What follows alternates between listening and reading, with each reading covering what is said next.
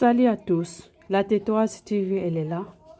Venez, on va essayer d'écouter notre histoire de l'Afrique. Avant je commence, n'oubliez pas de liker et s'abonner et partager et commenter. Merci. C'est que l'homme africain n'est pas assez ancré dans l'histoire. Le paysan africain, qui depuis des millénaires vit avec les saisons, dont l'idéal de vie est d'être en harmonie avec la nature, ne connaît que l'éternel recommencement du temps, rythmé par la répétition sans fin des mêmes gestes et des mêmes paroles. Le problème de l'Afrique, c'est de cesser de toujours répéter, de toujours ressasser, de se libérer du mythe de l'éternel retour. C'est de prendre conscience que l'âge d'homme qu'elle ne cesse de regretter ne reviendra pas pour la raison qu'il n'a jamais existé. Boyoki bino moko, ye moko alobi biso ba africain, notre comprendre te histoire na biso ya Afrique. Yango tango tobelaka bino, ezala très important kosalaka ba recherche ya makambo ya Afrique. Po yango tokoyeba histoire na biso oyo bakoko na biso bautiliser baolobela. Soki nalobi mabe bo corriger. Boma na au final du sous. Bobo santé ko tia ba j'aime na bino. Ba j'aime na bino ezali très important pour la biso. Des empires, des royaumes, des batailles, c'est l'équivalent de ce qui s'est passé en Europe entre les Habsbourg, les Bourbons. Il y a eu une chevalerie africaine, il y a des tas de trucs. Par exemple, en 1326, il y a un empereur du Mali qui s'appelle Mansa Moussa et qui fait un pèlerinage à la Mecque. Au passage, il s'arrête au Caire.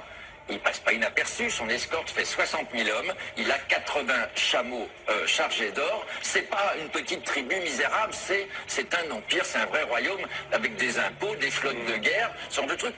C'est ça l'histoire de l'Afrique, une histoire qui a été stoppée quand en Europe, à l'âge des chevaliers, a succédé l'âge des marchands qui ont inventé la traite, et la traite a fait beaucoup de mal à l'Afrique. Et c'est vrai que l'histoire africaine a ralenti. En effet, on n'enseigne pas l'histoire de l'Afrique. On est tous un peu ignorants. Mais il y a, sans jeu de mots, un trou noir, c'est-à-dire qu'on connaît les dynasties chinoises, les Ming, les Song, les Tang, on sait qu'il y a les Aztèques et les Incas, on connaît Raskar Capac ou les rois.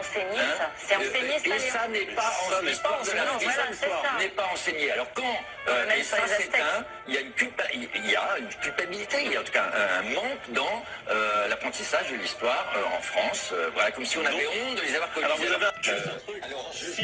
C'est vrai que pour tous les écoliers de France, l'histoire de l'Afrique commence à la décolonisation, à la colonisation. Mais non, mais il y a une histoire de l'Afrique avant.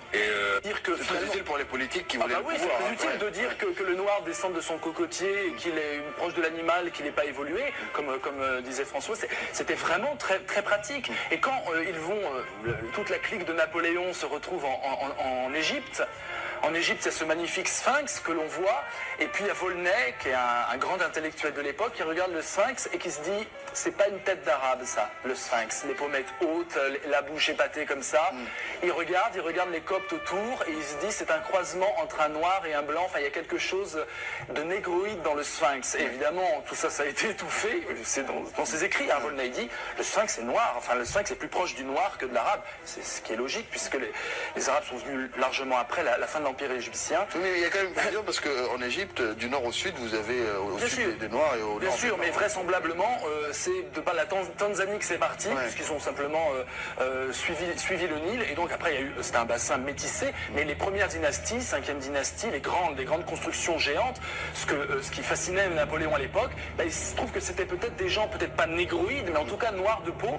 Et à l'époque, le noir de peau posait problème. C'est tellement tabou ce que je vous dis là, c'est tellement hallucinant de se dire que peut-être que la civilisation, le début de la civilisation égyptienne pharaonique, ce qui nous émerveille tant, a été bâtie par des hommes qui avaient un taux de mélanine assez élevé, qu'il y a même une science qui s'est constituée, qu'on appelle les africanistes, qui existe encore aujourd'hui. Quand vous allez au Louvre, vous avez affaire à des africanistes. C'est quoi les africanistes? Ce sont des blancs spécialisés des noirs, spécialisés de l'Afrique, et qui nous disent à longueur de page, oui, mais c'était pas trop des noirs, non.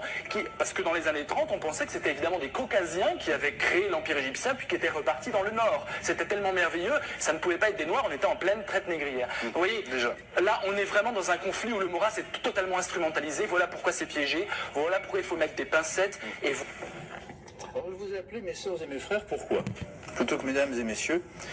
Oh, mes sœurs et mes frères, c'est tout simple, parce que nous sommes d'une certaine manière tous de la même famille humaine. D'abord sur le plan symbolique pur de ce qui est écrit dans la Bible, nous sommes bien tous les fils de Noé, puisque l'humanité a été détruite lors du déluge, et que Noé avait 3 fils, Cham, Cham et Japheth, et que nous sommes tous descendants de ces 3 fils de Noé, donc par définition, nous sommes au moins, sinon réellement frères, au moins cousins. Nous sommes également tous frères et sœurs, parce que sur le plan de l'anthropologie scientifique, nous sommes tous descendants, et là c'est une quasi-certitude, des mêmes hommes qui ont surgi en Afrique de l'Est et qui ont colonisé le monde entier et qui se sont diversifiés.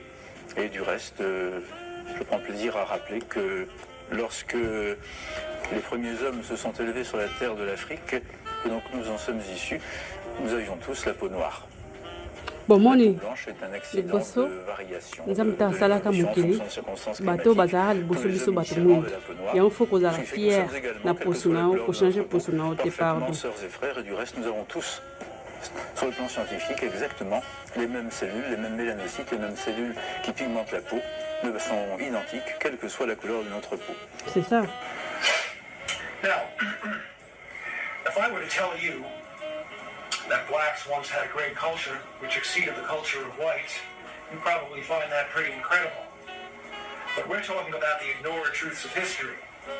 Now, if I were to tell you that blacks, for as many centuries as whites have been superior, if you want, in the Western world, that for just as many centuries blacks were superior, you'd probably find that hard to believe. And you'd wonder how such a fact could be hidden. And the answer is, again, collusion. The whites wouldn't want to admit such a thing, because whites like to feel superior and like to think that their superiority is somehow permanent, decreed by God. As for blacks, if you look into the black civilizations that we're going to take a look at momentarily, you find something pretty interesting. You find that those civilizations actually arose as Jewish civilizations, later to become Islamic civilizations. Let's talk a little bit about black history, and let's start with a map. This is a map of the area around the Mediterranean Sea. Up here we have Europe. Here's Africa. A second Islamic empire arose down here. This empire also went under different names, and here are the names. Originally it was called Ghana, but not the Ghana of today. A huge mass of land, which we're going to show you again in a minute. Later it came to be called the Kingdom of Mali. And finally, at around the time of Columbus, it was called the Kingdom of Songhay. Songhay being the name of an African tribe which conquered the territory. 3 different names, but all really the same kingdom. A kingdom comprising the area from Senegal over here, all the way across the fertile sub-Saharan region to Chad, and well into the Sahara Desert. Again, an area almost the size of Western Europe. Now, I don't know if you can see it on your screen, but I'm pointing now to a river. This river flows from the mountains coming... Voilà bandeko. J'espère boyoki makambalobi. Bobo santé ko liker et ko partager et s'abonner. Il faut toye ba histoire na biso et Afrique.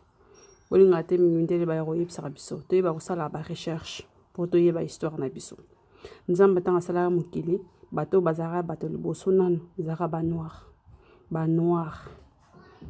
Parce que ba mindele ba yakuta ba noir bazaki na royaume bazaki na ba roi na ba reine na Afrique. Voilà. Et là, on a un côté partagé, Isaac Yango, dans la bino mingi, bocha ba j'aime na bino. S'il vous plaît, la famille. Bye.